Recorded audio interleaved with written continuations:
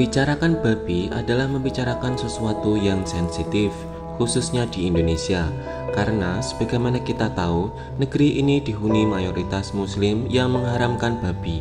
Tidak hanya mengkonsumsi dagingnya secara langsung yang diharamkan, bahkan penggunaan apapun terkait babi dalam berbagai hal juga dianggap haram.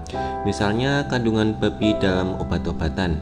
Yang agak menjadi masalah adalah kandungan di dalam tubuh babi sering digunakan di bidang kesehatan. Mengapa para ilmuwan di bidang kesehatan memilih babi dan bukan memilih hewan lain yang lebih netral, sehingga tidak memicu polemik pada sebagian kalangan? Michael Swindle, seorang dokter hewan sekaligus peneliti dan penulis buku Swine in the Laboratory, menjelaskan banyak sistem biologis babi yang mirip manusia. Kemiripan sistem organ babi dengan sistem pada manusia mencapai 80-90%, baik anatomi maupun fungsinya. Jadi, jika sesuatu berfungsi pada babi, maka ada kemungkinan besar ia juga berfungsi pada manusia. Sistem dalam tubuh babi yang paling mirip dengan manusia adalah sistem kardiovaskular. Jantung babi kurang lebih mempunyai ukuran dan bentuk yang sama dengan jantung manusia.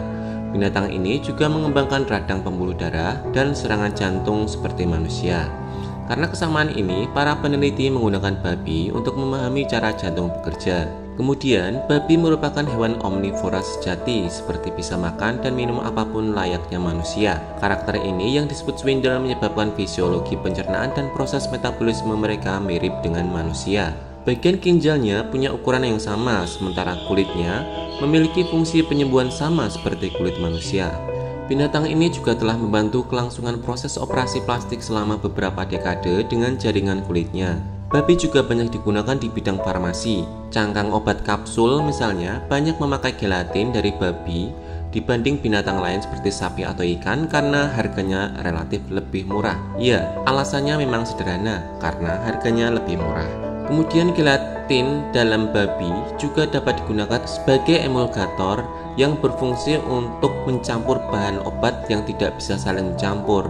Seperti contohnya, air dan minyak yang tidak bisa bercampur dapat dicampurkan dengan bahan emulgator seperti gelatin dari babi. Kemudian babi juga bisa digunakan sebagai stabilisator dan katalis untuk pembuatan vaksin jenis tertentu. Bakteri perlu dijaga dalam stabilisator agar fragmennya tetap stabil dalam penyimpanan dan efektif saat digunakan.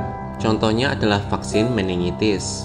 Dalam kasus vaksin meningitis ini, jangan khawatir dalam isu kehalalan. Hasil akhir vaksin telah dicuci sehingga kandungan babinya hilang.